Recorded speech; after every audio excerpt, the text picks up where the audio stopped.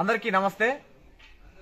నిన్న చెన్నూరు సభలో మాజీ శాసనసభ్యుడు మాజీ పార్లమెంట్ సభ్యుడు అడ్డం పొడుగు బలిసి చెన్నూరులో ఉసుక దంద చేసి చెన్నూరులో భూముల దంద చేసి చెన్నూరులో దళిత సామాజిక వర్గంలో పుట్టినప్పటికీ దళితుల యొక్క భూములు జాగలు గుంజుకొని వీడి అలా అడ్డం పొడుగు బలిసి బాల్క సుమన్ గాడు వీడు బాల్క సుమన్ కాదు రాసలీల సుమను ఈ మా కాంగ్రెస్ పార్టీ కార్యకర్తల యొక్క ఉమ్మడి బామ్మర్ది మా బాల్క సుమన్ బామ్మర్ది ఇవాళ తెలంగాణ రాష్ట్ర ముఖ్యమంత్రి వర్యులు గౌరవనీయులు పెద్దలు యనుమల రేవంత్ రెడ్డి గారి గురించి మాట్లాడుతూ చెప్పు చూపించడం జరిగింది।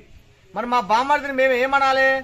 బాల్క సుమన్ అనేటువంటి మా బామ్మర్ది ఆ రోజు ఉద్యమం పేరుతో పొద్దుందాకా ఉద్యమం చేసుడు పొద్దుకిన తర్వాత ఇవాళ హైదరాబాద్ లో ఉండేటువంటి ఆనాటి ఆంధ్ర కాంట్రాక్టర్లు కావచ్చు, ఆంధ్ర బిజినెస్ మెన్లు కావచ్చు, లేదా ఆంధ్రాకు సంబంధించినటువంటి మరి లక్షలాది రూపాయలు కలిగినటువంటి పెట్టుబడులు కావచ్చు, ఉన్నత వర్గాల వాళ్ళు కావచ్చు, వాళ్ళ దగ్గరికి వెళ్లి వాళ్ళు కాళ్ళు పట్టుకొని ఏళ్లు పట్టుకొని పైసలు అడుకొచ్చుకొని అనేక మంది ఆ రోజు ఉస్మానియా యూనివర్సిటీలో ఎంతో మంది మహిళల యొక్క ఆ రోజు చదువు పేరుతో వచ్చినటువంటి ఎంతో మంది విద్యార్థుల యొక్క మాన ప్రాణాలను మరి చెరిపేసినటువంటి నీచమైన సంస్కృతి ఈ బాల్క సుమన్ గాడు ఆ రోజు ఉద్యమం చేస్తున్నా అని చెప్పి ఉస్మానియా యూనివర్సిటీలో రౌడీజం చేసిండు।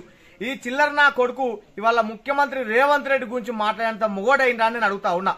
హుజూరాబాద్ లో జరిగినటువంటి ఉప ఎన్నికల్లో ఈ మా పొత్తుల బామ్మర్ది మా బాల్క సుమన్ బామ్మర్ది ఆ రోజు హుజూరాబాద్ లో కూడా ఇవాళ ఆడళ్లను చెరిపేసిండు, ఆడళ్ల మాన ప్రాణాలతో ఆడుకున్నాడు। దానికి సంబంధించినటువంటి వీడియోలు కూడా బయటకు రావడం జరిగింది। వీనికి ఎందుకు ఇంత అహంకారం అని చెప్పి నేను అడుగుతా ఉన్నా। ఇదేనా ముఖ్యమంత్రి కేసీఆర్ గారు, కేటీఆర్ గారు, హరీష్ రావు గారు వీరి యొక్క బానిస కుక్కలకు ఇలాంటి ఎంగిలి మెతుకులు తిని ఎంగిలి బొక్కలకు ఆశపడేటువంటి కుక్కలకు నేర్పినటువంటి భాషా సంస్కృతి అని నేను అడుగుతా ఉన్నా। ముఖ్యమంత్రిగా కేసీఆర్ ఉన్నప్పుడు ఎప్పుడన్నా కాంగ్రెస్ పార్టీ నాయకులు కావచ్చు, కాంగ్రెస్ పార్టీ కార్యకర్తలు కావచ్చు, ఆనాటి ఆ గద్దముక్కు కేసీఆర్ గాని మరి పోటువను ఇట్లనే చెప్పులతో కొట్టినరా, లేకపోతే కేసీఆర్ యొక్క మరి మాటలు మాట్లాడుకుంటూ కేసీఆర్ తిట్టుకుంటూ చెప్పులు చూపించినా అని అడుగుతా ఉన్నా। మాకు చెప్పులు చూపియ రాకుండా మాకు లేకుండా ఈ చెప్పులు ఇటువంటి బూట్ కాలుతుంది అనే చెప్పులు లేకుండా బాల్క సుమన్ పీటారే బేషరతుగా క్షమాపణలు చెప్పు ముఖ్యమంత్రి గారికి, బేషరతుగా మాట్లాడడం మాటలు వెనక్కి తీసుకో, లేకపోతే లుచ్చనా కొడుక ఈ బూట్ కాలుతో తంతం నిన్ను ఈ మాట కూడా తెలియజేస్తా ఉన్నా। తెలంగాణ రాష్ట్రంలో నువ్వు ఎక్కడ దిగినా నేను వదిలిపెట్టాం। 100% కాంగ్రెస్ పార్టీ కార్యకర్తలు, శ్రేణులు, అభిమానులు నీ మీద దాడులకు కూడా సిద్ధమవుతారనే మాట తెలియజేస్తా ఉన్నాం।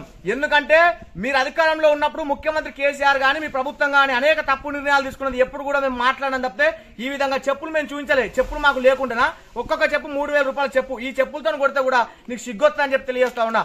బాల్క సుమన్ గా బరిదయించిన రాసలీల సుమన్ గా బేషరతుగా మాట్లాడిన మాటలు వెనక్కి తీసుకో మా బామ్మర్ది, లేకపోతే మాత్రం నువ్వు ఆడలతో చేసినటువంటి రాసలీలన్నింటినీ బయట పెడతాం।